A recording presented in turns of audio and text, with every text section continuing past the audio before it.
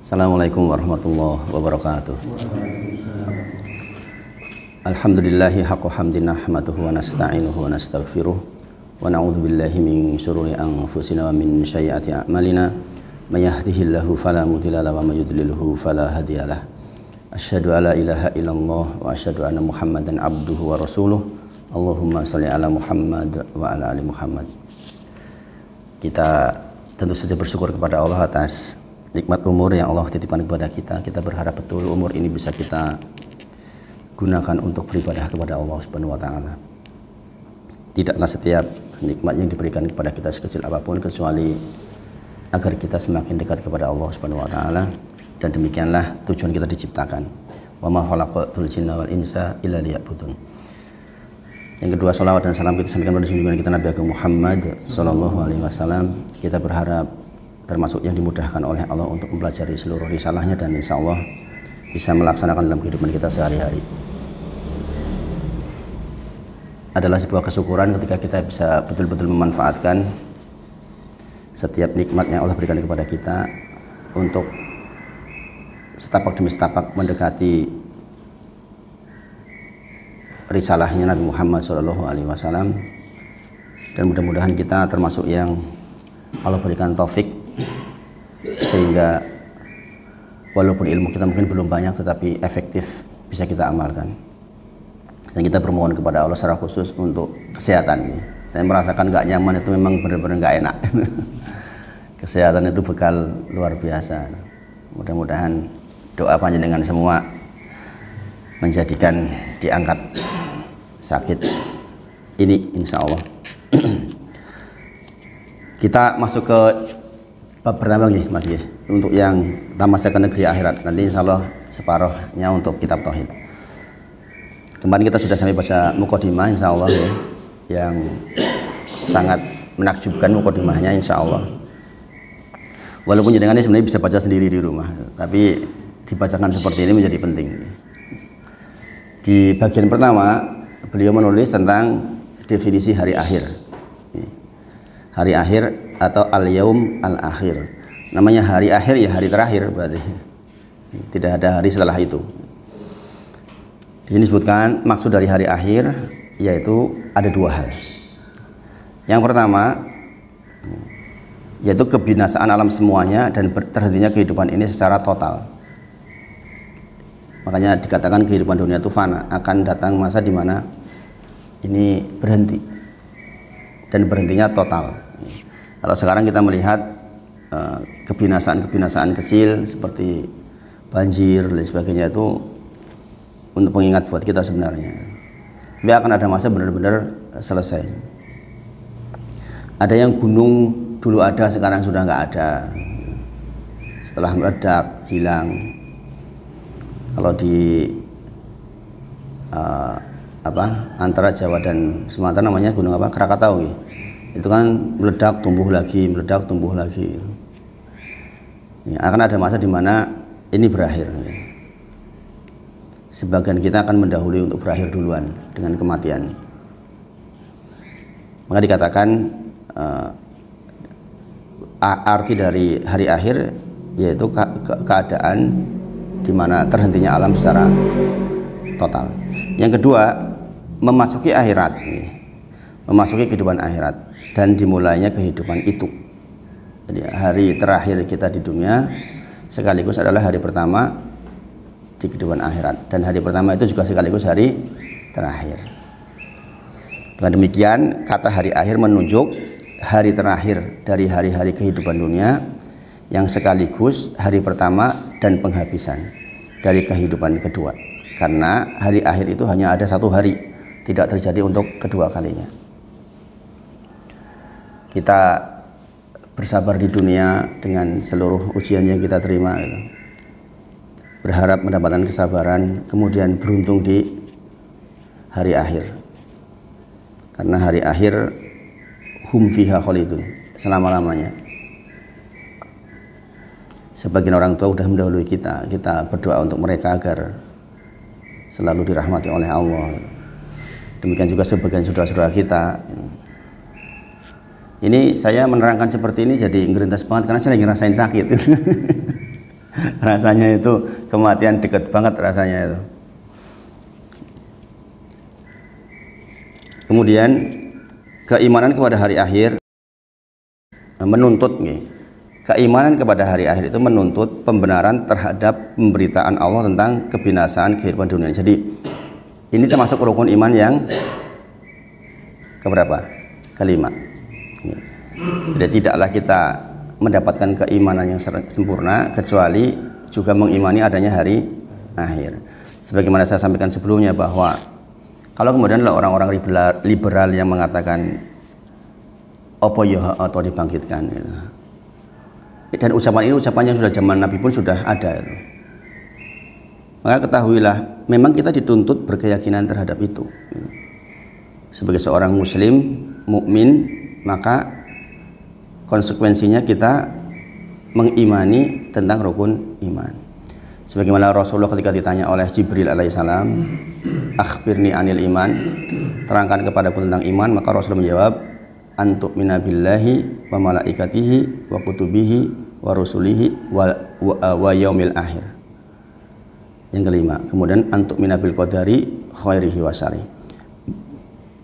Maka walaupun kita belum menyaksikan secara kasat mata, kita dituntut untuk berkeyakinan terhadap itu.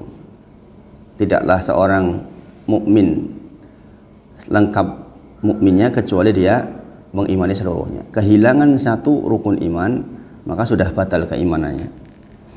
Maka di sini dikatakan memang kita dituntut secara asal bahwa kita harus mengimani adanya hari akhir. Dan kita juga meyakini bahwa Allah mengabarkan kepada kita banyak hal tentang pendahuluan sebelum hari akhir tiba. Sebagaimana juga menuntut pembenaran terhadap pemberitaan Allah tentang kehidupan akhirat yang berisi nikmat dan siksa. Setelah dihancurkan akan datang dua terminal, yaitu surga dan neraka. Surga nikmat, neraka siksa. Kejadian seperti pembangkitan seluruh makhluk, pengumpulan, pemberian imbalan atau perbuatan sadar yang mereka lakukan dalam kehidupan dunia ini semuanya akan sangat terkait dengan itu. Jadi kita berbuat maksiat akan mendapatkan dosa, kita berbuat baik akan mendapatkan pahala. Itu adalah sebuah keniscayaan yang harus kita sepenuhnya yakini. Ini akan menuntun kita untuk efektif dalam hidup insya Allah. Terutama mensyukuri nikmat umur, nikmat sehat itu betul-betul harus kita didirect oleh salah satunya karena ini, karena keyakinan kita terhadap hari akhir. Andai saja kemudian kita diberitahu bahwa kita selesai dengan selesainya dunia, mungkin kita nggak akan banyak berbuat baik, mau wis mati rampung. Kenyataannya Allah memberitakan tidak demikian. Maka di hari akhir itu hanya ada siksa atau nikmat. Udah itu aja pilihannya.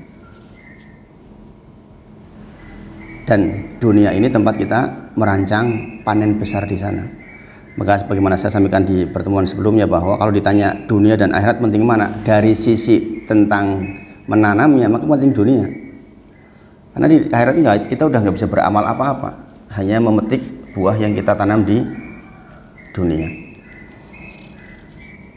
Kemudian, nah kewajiban beriman kepada hari akhir ini sekali lagi adalah bagian dari rukun iman. Jadi apa sih arti beriman kepada hari akhir? Beriman kepada hari akhir merupakan ungkapan tentang pembenaran absolut terhadap perubahan besar dan mengerikan dalam jagat raya ini sebagai akhir kehidupan dunia secara total dan dimulainya kehidupan. Dan jadi memang keimanan terhadap hari akhir maksudnya di dalam kata-kata wal yaumil akhir adalah ungkapan pembenaran terhadap apa yang sampai kepada kita. Dan jangan perlu tahu bahwa di dalam Al-Quran itu ratusan ayat tentang ini. Kalau diterangkan dalam satu ayat saja sudah sangat dahsyat di dalam Al-Quran, dan ini diterangkan berulang kali. Berarti memang ditekankan sedemikian. Sekali lagi orang yang mempercayai hari akhir itu pasti akan hati-hati banget hidupnya, karena dia tahu bahwa nantinya akan bertanggung jawab terhadap setiap ucapannya, setiap pandangannya. Ini yang akan membuat kita tuh punya ihsan pada akhirnya, merasa melihat Allah atau merasa dilihat oleh Allah. Rasulullah bersabda, jikalau engkau tidak punya rasa malu, maka silahkan engkau berbuat sesukamu. Pendek itu hadisnya, sahih. Jikalau engkau tidak punya rasa malu, maka berbuatlah sesukamu. Ya, kita malu kepada Allah Subhanahu wa taala. Berbuat buruk dilihat oleh Allah. Kemudian nanti akan dibalas. Nek perang jaisin karep-karepmu ngono. Lah ya apa-apa gitu kira-kira. Nah, di dunia ini memang kita betul-betul kita tuh lagi bikin puzzle gitu loh, puzzle yang belum lengkap, ditata supaya panen kita itu bagus di sana. Orang yang seperti ini kan dia hati-hati. Jadi kan kalau noto puzzle itu kan dipikir, ya enggak, ini bener apa ora di sini kan gitu. Selalu akan berusaha sebaik mungkin gitu.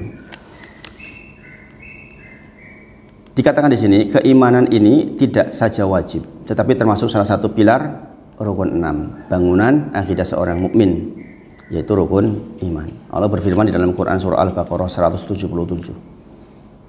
Laisal birra an tuwallu wujuhakum qibalal masyriqi wal maghrib, walakinnal birra man amana billahi wal yaumil akhir wal malaikah wal kitab wan nabiyyin.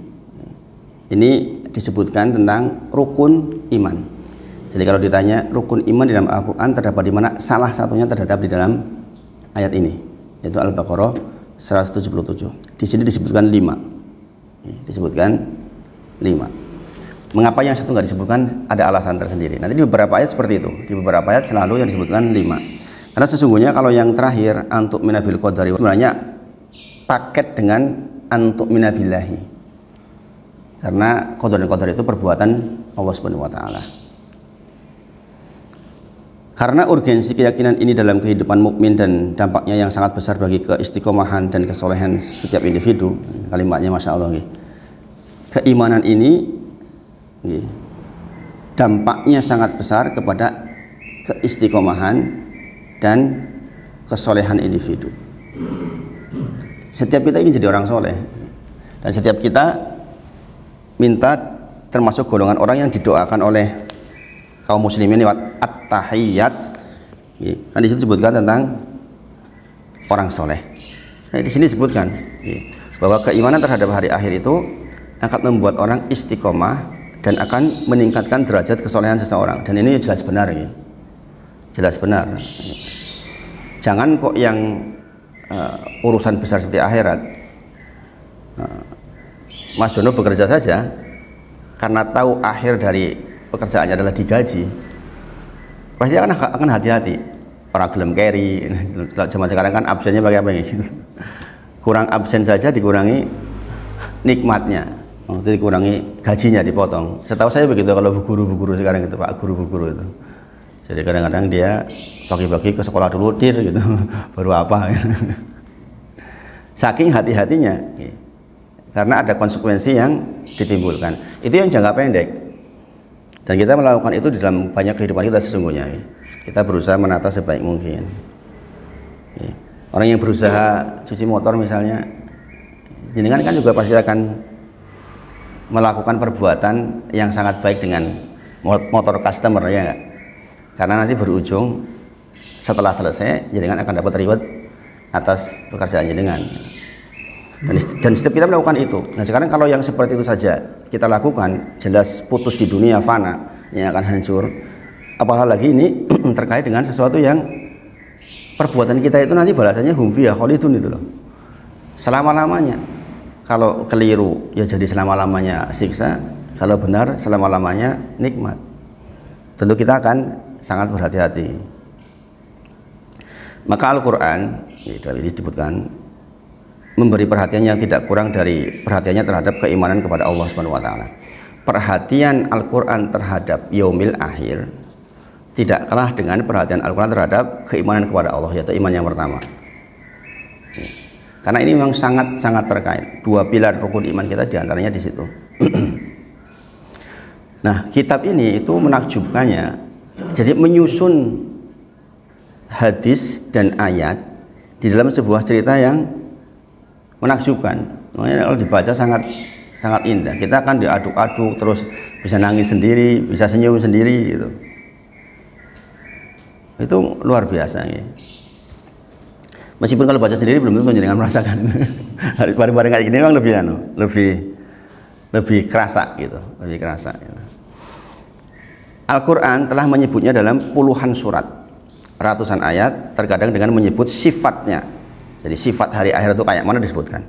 Dan dengan cara membicarakannya seperti firman Allah Ta'ala dalam Quran surah Al-Haqqah ayat 13-18. Quran surah Al-Haqqah ayat 13-18. Begini cara menyusun kitabnya nih Mas Wawan. Jadi kadang-kadang Allah memunculkan dengan menyertakan sifatnya sebagaimana di dalam Quran surah Al-Haqqah ayat 13-18. Begitu itu. Nanti begitu terus itu. Masya Allah. Jadi kalau selama ini jenengan belum pernah tamat Quran, membaca ini itu sebagian dari Al-Quran, jenengan sudah cover insya Allah dengan ada pengantarnya. Maka apabila sangkakala ditiup sekali tiup, ini Quran surah Al-Haqqah ayat 13-18, dan diangkatlah bumi dan gunung-gunung. Gimana itu? Diangkatlah bumi dan gunung-gunung, lalu dibenturkan keduanya sekali bentur. Maka pada hari itu terjadilah hari kiamat, dan terbelahlah langit, karena pada hari itu langit menjadi sangat lemah. Berarti langit asalnya kuat. Bagaimana enggak kuat? Langit itu emang ada penyangganya. Sebagian dikatakan gunung adalah penyangga-penyangga langit. Tetapi langit secara asal kan ya di atas kita, kok nggak jatuh? Sopo sing nyekeli, coba dipikir. Coba dengan sekarang bikin sesuatu yang ngambang begitu, gimana caranya?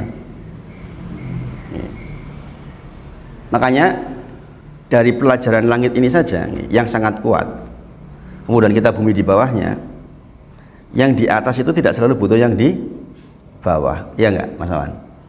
Nyatanya langit itu nggak butuh bumi itu, iya toh? Ini juga sekaligus untuk menerangkan tentang ayat Ar-Rahmanu 'alal arsis tawa, yang ini menjadi perdebatan akidah.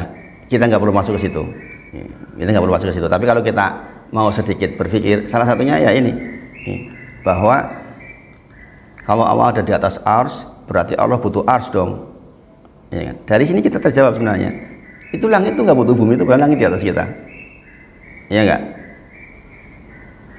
Jadi tidak selalu yang di atas butuh yang di bawah, tapi akan ada saat di mana langit dalam kondisi sangat lemah dan dihancurkan oleh Allah, dan malaikat-malaikat berada di penjuru-penjuru langit, dan pada hari itu 8 orang malaikat menjunjung arsy-nya Allah Subhanahu wa taala. Pada hari itu kamu dihadapkan kepada Allah, tiada sesuatu pun dari keadaanmu yang tersembunyi bagi Allah. Ini yang sering saya katakan, bahwa sholatlah yang khusyuk, karena sholat adalah pertemuan pertama kita dengan Allah. Barang siapa yang memberikan haknya Allah pada pertemuan pertama dengan sempurna, yaitu khusyuk sholatnya, maka di pertemuan ini nanti nih yang kita akan dihadapkan akan diberi kemudahan. Maka sekali lagi saya katakan dunia itu menjadi lebih penting dari sudut ini. Di sana kan kita cuma tinggal menghadap saja. Yang diadili terkait dengan perbuatan kita di dunia. Maka perbuatan kita di dunia inilah yang akan menentukan segala sesuatu yang terjadi di sana. Rasulullah menyebutkan kita akan menghadap Allah 2 kali, yaitu pertama di dunia ketika kita sholat, yang kedua ketika kita hari ini, hari mana kita di mana dihadapkan, yang tidak tersembunyi seluruhnya. Perbuatan yang dengan sendirian di kamar ketahuan, dengan ngumpet-ngumpet terlintas di hati ketahuan, dengan melirik wong wedok ayo ketahuan. Pada waktu itu diungkap seluruhnya. Nah, maka usaha kita adalah bagaimana di hadapan pertama ini kita betul-betul memberikan haknya. Dari mulai takbiratul ihram sampai salam, kita minta kepada Allah untuk benar-benar hanya kepada Allah saja, supaya hari itu menjadi hari yang mudah buat kita. Terkadang dengan penegasan dan penguatan kedatangannya, seperti firman Allah dalam surat Al-Hajj. Tadi kan sifatnya begitu tadi, contohnya salah satunya ini tentang penegasan akan datangnya, bahwa ini tuh benar-benar akan datang. Bagaimana menguji secara ilmiah? Ya yang sudah lewat benar, gampang sebenarnya. Apakah akan datang betul yang sudah lewat Al-Quran benar? Kalau siapa namanya itu Zakir Naik yang memang di bidang itu, dia dapat penghargaan dari Arab Saudi tentang banyaknya orang masuk Islam gara-gara tangan beliau, gitu, gara-gara ceramah beliau. Gitu. Beliau mengatakan, karena dia dokter, sampai hari ini 80% atau lebih apa yang tertulis dalam Al-Quran sejak 1400 tahun yang lalu benar adanya, terbukti benar.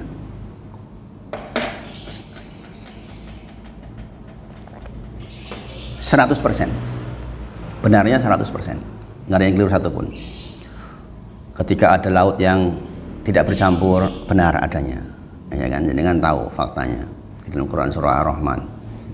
Orang sekarang datang ke sana kan, pakai perahu, pakai kapal, wah beneran toh ternyata bahwa ada pertemuan duanya, itu benar. Itu nggak mungkin itu kalimatnya Nabi Muhammad SAW, jauh dari tempatnya. Kalau bukan wahyu, bagaimana mungkin itu terjadi? Dan banyak lagi hal yang benar, termasuk masalah Quran surah An-Nisa tentang masalah kulit, bahwa besok di neraka itu naudzubillah orang yang masuk ke sana itu yang diganti kulitnya, karena bagian kulit ini yang merasakan sakit. Hari ini ilmu kedokteran membuktikan itu, dan banyak lagi hal demikian. Artinya kalau yang 80%, 100% benar, yang belum terjadi juga insya Allah pasti benar. Kita belum mati, kita dikabarkan tentang kematian begini, tapi kan belum. Bagaimana untuk membenarkan itu? Kalau kita mau menuntut secara ilmiah, meskipun dari bagian ini sebenarnya bagian ta'abudi, ya, bagian kita memang harus percaya apa adanya, tahu atau tidak tahu hikmahnya kita harus percaya. Tapi kalaulah pun kita manusia kadang-kadang berlebihan menuntut bahwa itu pasti benar, ya kita lihat ke belakang bahwa seluruh informasi Al-Quran itu benar adanya. Makanya ditegaskan ya, tentang kedatangannya. Jadi kadang-kadang Allah menerangkan sifatnya, kadang-kadang Allah menerangkan tentang hari datangnya. Kata Allah di dalam Quran surah Al-Hajj ayat 6-7, Quran surah Al-Hajj ayat 6-7, yang demikian itu karena sesungguhnya Allah dialah yang hak, dan sesungguhnya dialah yang menghidupkan segala yang mati, dan sesungguhnya Allah maha kuasa atas segala sesuatu, dan sesungguhnya hari kiamat itu pastilah datang, tidak ada keraguan padanya, dan bahwasanya Allah membangkitkan semua orang di dalam kubur. Ini disoal di zaman Nabi Muhammad SAW, piye carane sudah jadi tulang belulang, hancur lebur, kok mau dibangkitkan? Maka para ulama menyebut bahwa kalau menciptakan dari yang tidak ada menjadi ada saja mudah bagi Allah, apalagi ini menciptakan atau membangkitkan sesuatu yang sebelumnya sudah ada, ya enggak? Kita ngerancang mobil yang belum pernah ada dengan prototipe yang sudah ada kita buat, kan lebih mudah, ya enggak? Kalau tadinya tidak ada menjadi ada saja buat Allah mudah, apalagi cuma membangkitkan. Ini di soal oleh orang-orang musyrik di zaman Nabi Muhammad SAW, disebutkan di dalam beberapa ayat. Maka Allah tegaskan, di sini dikatakan hari kiamat itu pastilah datang. Suka tidak suka pasti datang. Maka hari itu bagi orang soleh adalah kebahagiaan. Kita di dunia ini kan sebenarnya penderitaan, Mas Denny. Saya merasakan sakit begini aja, nggak nyaman banget itu. Itu kalau amal kita sudah banyak, tanggungan kita di dunia, dipanggil itu bisa jadi lebih baik. Meskipun sekali lagi yang baik adalah umur panjang di dalam keberkahan. Itu fik nih. Karena selisih 1 Ramadan saja bisa sangat berbeda di sisi Allah nanti buat kita di sana, ya. Nah, kita mintanya umur panjang di dalam keberkahan. Kemudian firman Allah di dalam Quran surah At-Taghabun ayat ke-7. Ini juga menegaskan tentang hal yang semisal. Orang-orang kafir ini mengatakan bahwa mereka sekali-kali tidak akan dibangkitkan. Ini mereka mengatakan begitu. Katakanlah wahai Muhammad, memang demi Tuhanku benar-benar kamu akan dibangkitkan, ditegaskan. Kemudian akan diberitahukan kepadamu apa yang telah kamu kerjakan.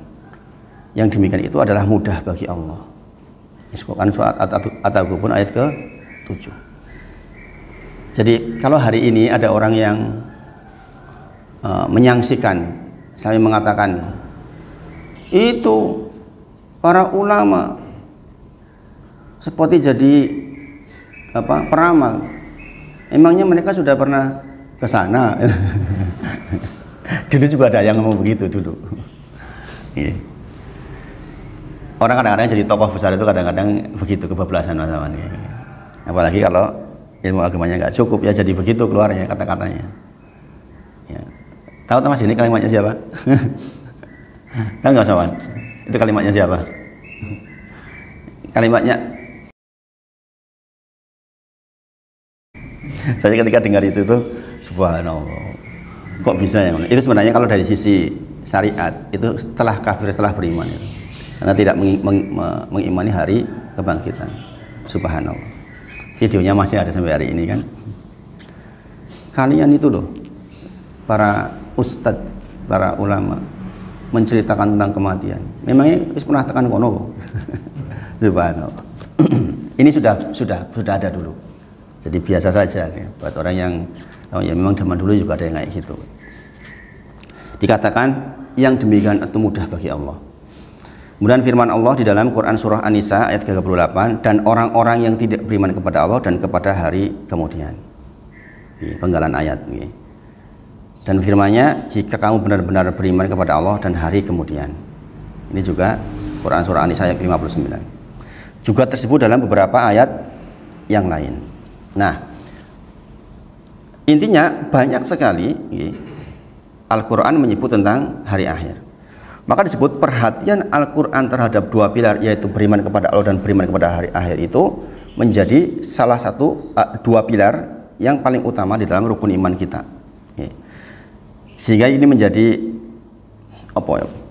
pokoknya tentang kita mau istiqomah atau tidak, kita akan saleh atau tidak, bahkan dalam prakteknya kita akan sedekah atau tidak, kita akan sholat atau tidak, kita akan berbuat baik atau tidak kepada istri kita, kepada anak kita, itu porosnya ke situ.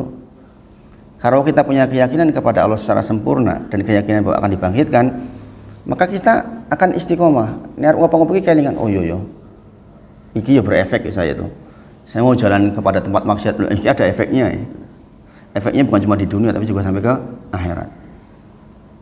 Jadi benar-benar orang jadi fokus. Orang jadi fokus. Jadi istiqomah dan insya Allah jadi soleh. Dikatakan keimanan tanpa dua hal ini menjadi nihil. Keimanan tanpa dua hal ini menjadi nihil. Karena secara asal sebenarnya kehilangan satu rukun iman pun sudah nihil. Tapi lebih kuat lagi di bagian ini. Siapa kehilangan dua hal ini, yaitu iman kepada Allah dan iman kepada hari akhir, maka dia kehilangan segala elemen kebaikan dan keutamaan diri, dan jadilah dia seburuk-buruk makhluk. Penyebutannya begitu. Seseorang yang kehilangan dua pilar ini, maka dia akan terbentuk menjadi orang yang buruk. Ya iya jelas. Sekarang orang kalau nggak mau dibangkitin gimana sih Mas? Makanya orang-orang kafir nanti kunitoroba. Dengan lihat di dalam Quran surah An-Naba. Surat pertama di 730 apa? Amma yatasaalun. An-Naba nggih. Ayat terakhirnya kan kuntu turoba. Mereka tuh ingin dijadikan tanah ketika melihat hewan-hewan dikisos, ya kan? Nanti kita akan dipertemukan di kontoroh kepada orang-orang yang bermasalah dengan kita, termasuk hewan bertanduk yang menanduk hewan tidak bertanduk. Nanti di sana dikisos, Mas. Dikisos, ditanduk gantian. Setelah selesai sudah 00, mereka kuntu turoba, dia menjadi turab, menjadi tanah lagi. Maka orang-orang kafir melihat, seandainya saya bisa seperti itu, maksudnya selesai hidupnya. Kenyataannya kita tidak, kita akan dimintai pertanggungjawaban. Mereka maunya selesai waktu itu. Dan paling menyedihkan lagi nanti kalau sudah selesai semua urusan, penduduk neraka terakhir pindah ke surga. Orang yang masih punya la ilaha illallah sangat kecil, penduduk terakhirnya surga, maka akan ditegakkan di tengah-tengahnya tentang keabadian. Kematian didatangkan dalam bentuk domba. Domba itu namanya kematian. dan diletakkan di antara surga dan neraka. Kemudian disembelih, menunjukkan tidak ada lagi kematian setelah itu. Sino neraka sak lawas-lawase, makanya jerit-jerit, yang di surga selama-lamanya, maka sangat berbahagia. Jadi setelah itu tidak ada lagi kematian. Urip terus, Mas. Ini namanya keabadian yang dibentuk oleh Allah. Bukan keabadian sebagaimana keabadian Allah, kita menjadi abadi di sana karena diabadikan oleh Allah. Bukan abadi secara azali sebagaimana yang Allah miliki. Kalau Allah kan abadi yang awal dan yang akhir gitu. Sebelumnya nggak ada, azali namanya. Kalau kita tadinya kan nggak ada, diadakan. Allah itu ya adanya ada. Semua terakhir. Intinya Allah itu azali. Orang-orang liberal, sebagian firqah mengatakan bahwa bumi juga azali, matahari azali, ya sudah ada sejak dulu itu, berbarengan dengan adanya Allah gitu. Itu ya keliru itu yang seperti itu. Orang kadang-kadang kalau semakin pintar, kemudian mengandalkan kepintarannya menjadi sombong, akhirnya jadi kayak gitu, kebablasan. Tedora karo-karoan pikirannya. Orang melihatnya si orang setengah gila itu. Maka jadi orang normal-normal saja. Secara global, doktrin iman kepada Allah dan hari akhir merupakan pokok setiap akidah. Jadi dua pilar ini sekali lagi pokok setiap akidah. Bahkan di dalam kitab tauhid pun sesungguhnya nanti arahnya ke sana. Bahwa akan ada dosa yang tidak diampuni, yaitu syirik, ya karena terkait dengan kehidupan setelah kematian. Bahwa kepercayaan terhadap 5 hal maka akan menjamin surga, semuanya di daerah ke sana. Oh iya, dengan kalau nggak di daerah ke sana sekarang mau jadi apa? Mati rampung kok, kubur bar. Maka jangan bisa, orang bisa jahat sekali, dipuas-puasnya di dunia kan. Kemudian persiapan untuk hari keberangkatan. Lihat judulnya aja rasanya sudah gimana gitu ya. Persiapan untuk hari keberangkatan. Saya mau pulang kampung kemana aja siap-siap beberapa jam ya kan. Nata ini, nata itu, nata ini, nata ini. Ini persiapan untuk hari keberangkatan. Ya, kita tuh sebenarnya baca kayak gini harus sadar betul ya, kita akan berangkat kan. Nggak tahu kapan gitu kan. Tapi kita pasti berangkat, nggak mungkin nggak.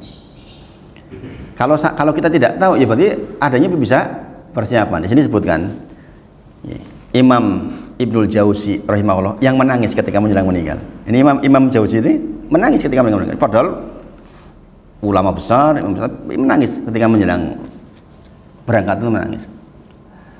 Ya termasuk yang bersihin kafannya sendiri gitu. Kadang-kadang orang-orang soleh itu suka dikasih feel gitu. Tondo-tondo. Makanya sering kita melihat kiai-kiai sepuh itu udah menyiapkan lubangnya sendiri, kadang-kadang dilii gitu, kadang-kadang udah menyiapkan kafannya. Wis kroso menawa nggih. Kata beliau, ini ucapan orang yang mau meninggal nangis nih. Ulama besar gitu. Wajib atas orang yang tidak mengetahui kapan kematian menjemput untuk selalu siap. Untuk selalu siap. Jangan terpedaya oleh kemudahan dan kesehatan. Kecenderungan orang kalau mudah, longgar, sehat, itu lalai. Lebih ngerintis. Saya lagi kan kondisi nggak enak seperti ini, lebih ngerintis memang, lebih merasa dekat dengan Allah. Kalau lagi longgar, lagi sehat seger itu sepedaan wae sepedaan dino-dino itu. Ini giliran loro, Allah, wedi itu. Karena sedikit orang yang mati tua kata beliau. Kenyataannya kan sedikit yang mati tua, Mas. Ya enggak, yang 80 tahun. Itu kan sedikit, ya kan. Kebanyakan orang mati muda. Karena itu jarang orang yang mencapai usia tua. Premisnya begitu. Maka kewaspadaan yang penting adalah kewaspadaan dari melakukan kemaksiatan karena akibatnya sangat jelek. Kita tahu nih Mas kemarin. Maksiat itu akibatnya ada 8. Di antaranya adalah membawa kemaksiatan yang lain kepada dirinya. Sekali kita bikin maksiat, maka maksiat itu kan akan mengajak maksiat-maksiat yang lain untuk terus-terusan. Makanya jangan sekali-kali nyicipi maksiat. Jangan kepedean jenengan, orang aku bariki tobat, iya gitu. Bisa itu juga mungkin. Quran surah Ali Imran 135 tentang 137 nih. 135 tentang itu, bahwa orang bisa saja bertobat terhadap apa yang sudah dia lakukan. Tetapi ketahuilah, perbuatan maksiat itu akibatnya sangat jelek. Ini kalimatnya siapa? Imam Jauzi loh ini. Orang yang sangat berilmu. Dikatakan, ketahuilah, jangan mau cicipi maksiat karena sesungguhnya akibatnya sangat jelek. Kita mungkin nggak akan menyangka efeknya akan timbul. Dipikirnya nek zina sekali serampung, nggak bisa, itu nanti akan terus-terusan. Kita akan dituntut oleh maksiat itu untuk melakukan lagi dan melakukan lagi. Kalau nggak melakukan gelisah. Orang mencuri sekali, berhasil itu. Mencuri, diamui mencuri lagi. Gitu. Jadi memang maksiat itu mendirect maksiat yang lain. Ini yang dikatakan karena akibatnya sangat jelek. Betapa banyak kemaksiatan pelakunya masih mengalami kepurukan terus untuk menancapkan kakinya, tidak punya apa-apa dan rugi sekali dibanding apa yang terlewatkan. Jadi ya itu tadi, karena satu kemaksiatan itu dia untuk lepas dari kemaksiatan itu susah. Nih. Anak muda suka nonton film porno, itu untuk lepas dari kecanduan itu susah karena hatinya menuntut terus, jiwanya menuntut terus. Itu berlaku juga untuk maksiat yang lain sebenarnya. Kalau jenengan pernah merasakan sebuah keadaan di mana jenengan terjebak kemaksiatan, ini memang seperti itu, sehingga terlewatlah kebaikan-kebaikan dua, sementara kita masih terpuruk di dalam kemaksiatan itu. Lepas dari riba, susahnya. Itu memang seperti itu sifatnya maksiat. Maka beliau mengingatkan bagi orang-orang yang tidak tahu kapan kematian datang, perlulah waspada terhadap perbuatan maksiat, karena perbuatan maksiat itu sangat buruk akibatnya. Kita sudah bahas 8 akibat buruk dari maksiat. Di antaranya itu tadi, yang paling mengerikan ya dia akan membawa maksiat yang lain. Nabi SAW bersabda, ini hadis yang sangat populer, pergunakan yang 5 sebelum datang yang 5. Igtanim khomsan qabla khomsin. Ini kalimatnya menakjubkan. Pergunakan yang 5 sebelum yang 5. Berarti dua-dua ini, kata-kata sebelum dan sesudah, ini kan bisa menimpa siapa saja, tak terkecuali. Maksudnya wong sugi yo iso miskin, ya enggak? Saya merasakan ini. Andai saya bisa putar balik ke belakang, alangkah ruginya saya dulu begitu, nggak bisa efektif di dalam memanfaatkan kepemilikan. Jadi dikatakan ini jelas gini. Pertama, hayatuk qabla mautik, hidupmu sebelum matimu. Nah ini kita nggak tahu masalahnya batasnya kapan. Kita tuh nggak tahu batasnya kapan. Maka kita usahanya hanya pokoknya memanfaatkan kehidupan detik demi detik sebelum tiba-tiba mati. Mati itu bisa tiba-tiba kan, kecelakaan lah, naik pesawat terbang lah, inilah itu, atau tiba-tiba sakit lah kemudian meninggal. Maka pastikan kita menggunakan kehidupan kita sebelum kematian. Makanya sering saya katakan ketika membuka, nikmat umur, agar kita tegak ibadah kita kepada Allah. Kemudian wasihatik qabla sakomik, sehatmu sebelum sakomik, sebelum sakitmu. Iya gitu, begitu sakit itu saya ngomong aja nggak power tuh ini. Nggak enak banget rasanya itu. Jadi rasanya tuh gini Mas Dono, pengen pipis tapi pipis nggak banyak.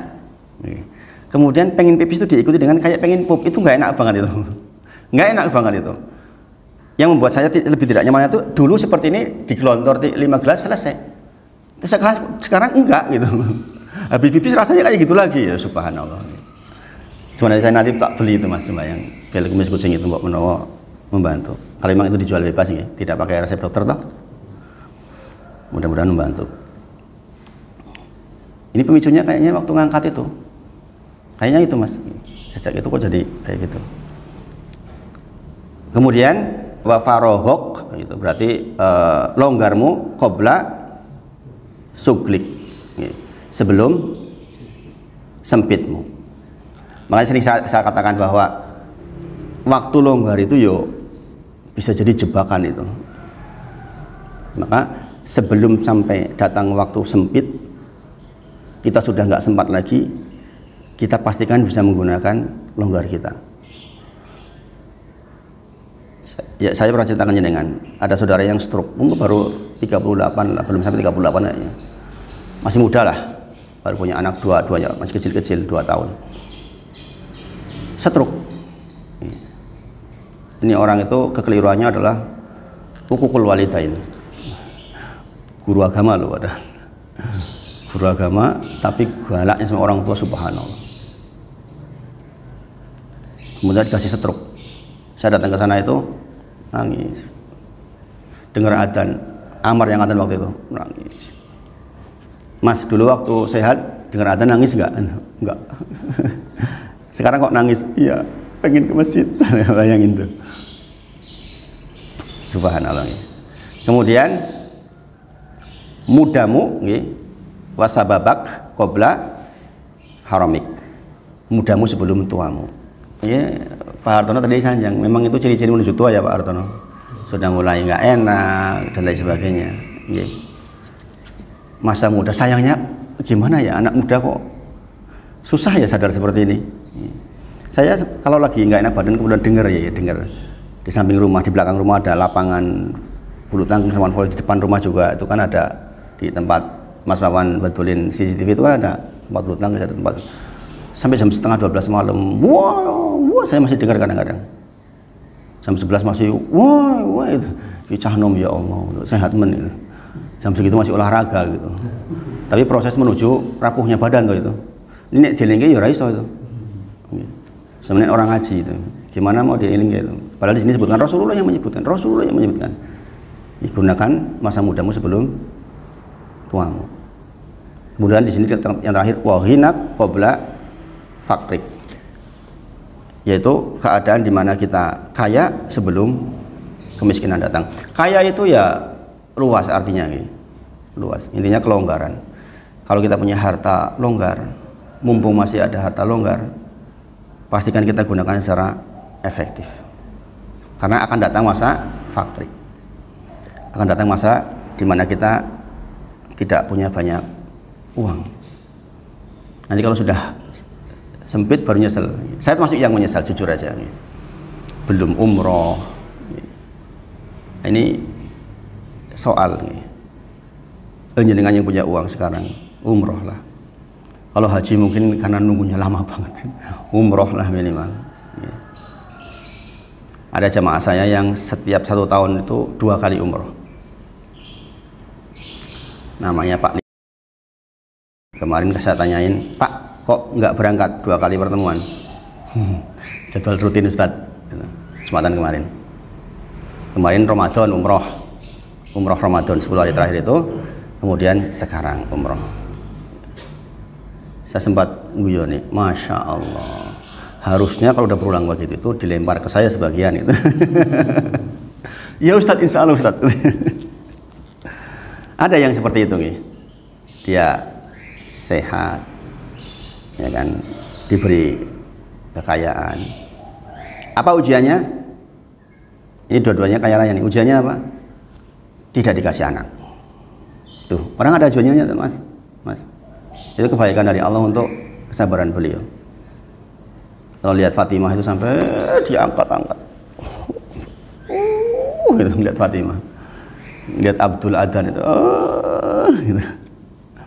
Sampai karena Fatimah yang masih kecil, jadi kadang-kadang kalau sana digendong, dipegang kenceng gitu. Sepanjang ngaji itu dipegang. Bayangin dah, umurnya berarti sekarang udah 50, mungkin 56. Kaya raya, tetap ada ujiannya. Untuk sabar, karena nanti kita di pintu surga disambut oleh para malaikat, ucapannya apa? Salam alaikum bima sabartum. Selamat untuk kalian karena kalian telah sabar hidup di dunia. Umar radhiyallahu anhu berkata, hisablah dirimu sebelum kamu dihisab. Ya ayyuhalladzina amanu taqullah ittaqullaha wal tandur nafsum ma qaddamat lighad wattaqullah innallaha khabirum bima ta'malun. Ini semisal dengan itu ucapannya Umar radhiyallahu anhu, hisablah dirimu sebelum engkau dihisab. Ini kalimat yang pendek tapi subhanallah, masya Allah. Kalau kita coba menghisab diri kita sendiri, apa yang sudah saya perbuat, apa yang belum, perbuatan saya dengan orang tua saya, dengan anak saya, dengan istri saya, dengan tetangga saya, dengan rekan-rekan. Coba kita hisab sendiri. Apalagi mungkin Mas Nono yang biasa bikin database, merancang itu kan tahu tuh tentang nguliti diri sendiri. Saya sudah apa, belum apa, sudah apa, belum apa, sudah optimum apa belum, itu kan bisa di data. Kita untuk urusan dunia saja boleh database tenanan toh Mas. Mau nggak kita mendatabase diri kita sendiri? Mata kita bagaimana hari ini, kuping kita bagaimana hari ini, hidung kita bagaimana hari ini, kalimat kita bagaimana hari ini. Pernah nggak kita coba kayak gitu? Padahal para ulama menyebutkan, bahkan Khulafaur Rasyidin menyebutkan, hisablah dirimu sebelum engkau dihisab. Ini kalimat yang kelihatannya sederhana, tapi coba dengan pikirkan secara masak-masak. Kita lewat aja hari-hari boro-boro menghisab diri kita. Orang urusan wingi ya wingi sebar. Padahal kalau kita dihisab hari-hari itu subhanallah, kaki kita melangkah kemana, ucapan kita apa, luar biasa ya. Pada hari itu kamu dihadapan kepada Tuhanmu, tiada sesuatu pun dari keadaanmu yang tersembunyi. Quran surah Al-Haqqah yang 18 tadi itu. Karena itu setiap muslim harus menyempatkan diri, bahasanya apa? Menyempatkan diri. Memang harus ada waktu untuk muhasabah, untuk menghisab diri kita sendiri, untuk melakukan hisab atau introspeksi terhadap semua perbuatan yang telah diperbuat dan perkataan yang telah dikatakan. Siapa yang melakukan hisab atas dirinya di dunia, maka akan ringan hisabnya di akhirat. Siapa yang melakukan hisab di dunia terhadap dirinya, insya Allah hisabnya di akhirat akan ringan, karena dia akan menjadi orang yang hati-hati. Beberapa kata-kata di atas pembaringan kematian orang-orang soleh ini disebutkan di sini. Di antaranya adalah dikatakan oleh Abdul Malik bin Marwan. Jangan tahu ini orang besar. Intinya ini imam besar, raja juga. Pada waktu sakitnya yang mengantarkan kepada kematiannya. Bagaimana engkau mendapati dirimu wahai Amirul Mukminin? Ini kalimat yang kalau jenengan datang orang sakit, kan begitu. Saiki, itu kalimat datang orang sakit. Bagaimana engkau mendapati dirimu wahai Amirul Mukminin? Ini kalimatnya Nabi Muhammad SAW juga ketika mendatangi orang sakit. Jawabannya, aku mendapati diriku sebagaimana firman Allah Ta'ala di dalam Quran surah Al-An'am ayat 94. Dan sesungguhnya kamu datang kepada kami sendiri-sendiri, sebagaimana kami ciptakan pada mulanya sendiri-sendiri. Dan kamu tinggalkan di belakangmu dunia apa yang telah kami karuniakan kepadamu. Dan kami tiada melihat besertamu pemberi syafaat yang kamu anggap bahwa mereka itu sekutu-sekutu. Tuhan di antara kamu sungguh telah terputuslah pertalian antara kamu dan telah lenyap daripada kamu apa yang dahulu kamu anggap sebagai sekutu Allah. Ini kematian dari Abdul Malik bin Marwan. Setelah itu dia menghembuskan nafasnya. Bagaimana keadaanmu? Dia mengingat ayat ini, bahwa dunia telah dikaruniakan Allah kepada kita. Sehat kita, istri kita, rumah kita, itu di belakang kita. Kemudian mungkin sebagian kita ada yang bersandar kepada dunia, bersandar kepada pekerjaannya, bersandar kepada sekutu-sekutu Allah. Kita tidak ingat Allah satu waktu, tidak dikira satu waktu. Ketahuilah semua itu sudah terputus hari ini. Engkau dipanggil menuju Allah, engkau akan dihisab. Ini kalimatnya Abdul Malik bin Marwan. Dan yang semisal ini banyak banget. Sepertinya itu dulu. Saya udah nggak kuat nahan pipis ini. Mudah-mudahan bermanfaat. Nanti kita lanjutkan minggu depan. Dan saya mohon doanya biar kembali sehat insya Allah. Mudah-mudahan Allah mudahkan semua urusan. Kita tutup dengan kafaratul majelis. Subhanakallahumma rabbana wa bihamdika asyhadu an la ilaha illa anta astaghfiruka wa atubu ilaik. Wa akhiru da'wana alhamdulillahi rabbil alamin. Assalamualaikum warahmatullahi wabarakatuh.